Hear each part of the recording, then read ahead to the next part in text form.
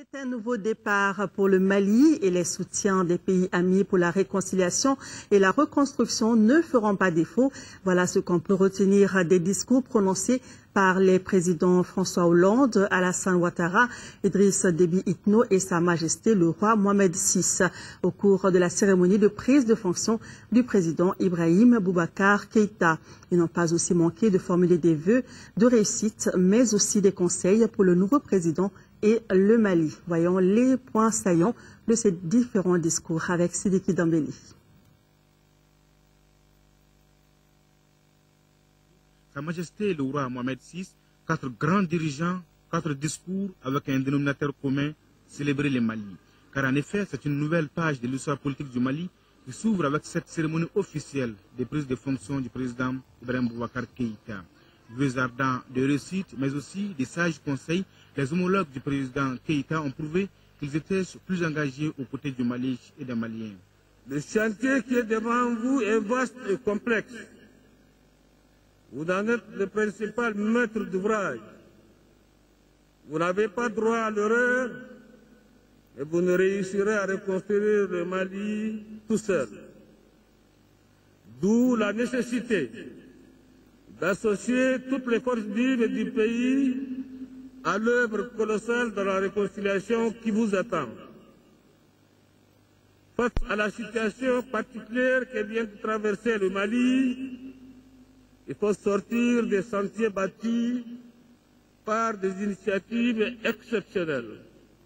L'union sacrée, la cohésion, tels sont les vœux chers au président ivoirien Alassane Ouattara, président en exercice de la CEDEAO, pour qui, je cite, « Nous sommes tous Maliens, aujourd'hui et pour toujours. » La preuve par la langue. Amis Thérèse, chers frères et sœurs, Ivoiriens ou Coca faux. Anibara, Allah et Ambe Djemé. Et de poursuivre, le Mali revient de loin, de très loin. Le retour à l'ordre constitutionnel démocratique du Mali et la restitution de l'intégrité du territoire a été le fruit de la solidarité de la CEDEAO, de l'Union africaine, de l'Union européenne, des Nations unies, de la France, des États-Unis d'Amérique, des pays du Champ, du Tchad, de l'ensemble des pays contributeurs de troupes et de toute la communauté internationale. Réconciliation, reconstruction, restauration, les défis sont nombreux, les chantiers très grands, mais pas de soucis, le Mali pourra compter sur le soutien tous azimuts de ses amis, à l'image de la France, de François Hollande, pour qui son pays honore une dette. La France sera là pour vous accompagner, pour le développement, pour l'État, la démocratie, pour la réconciliation. La France le fera avec les moyens de son budget, mais elle le fera aussi avec les collectivités locales françaises qui sont en coopération depuis longtemps avec leurs homologues maliens. La France le fera avec ses entreprises qui seront mobilisées pour la reconstruction. La France le fera avec les organisations non gouvernementales pour aider la population. La France le fera avec l'UNESCO pour réhabiliter le patrimoine de Tombouctou, reconstruire les mausolées, réparer les parchemins. La France le fera avec l'Europe en mobilisant plusieurs milliards d'euros pour la relance durable du Mali. Aujourd'hui, amis maliens, amis africains, le combat que nous engageons, il est pour gagner la paix,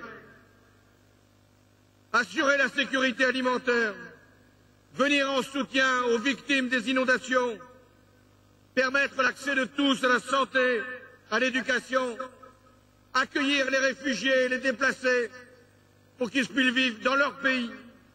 Réconciliation, le mot est prononcé 5 fois par Sa Majesté le roi Mohamed VI, qui se dit conscient des défis qui attendent le nouveau président malien. C'est pourquoi le royaume chérifien n'entend pas lésiner sur les moyens pour aider les Maliens à réaliser leurs rêves.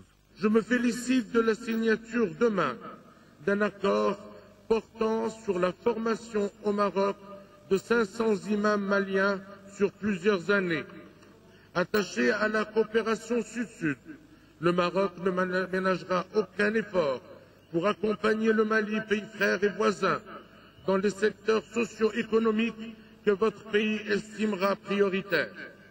Il apportera son appui au programme malien de développement humain, notamment en matière de formation des cadres, d'infrastructures de base et de santé. Un constat. À l'unanimité, tous ont salué ce nouveau départ du Mali et promettent de l'accompagner dans son développement durable. Reste maintenant aux nouvelles autorités d'adopter des politiques vigoureuses en vue de relever les urgents défis de la réconciliation et de la reconstruction nationale.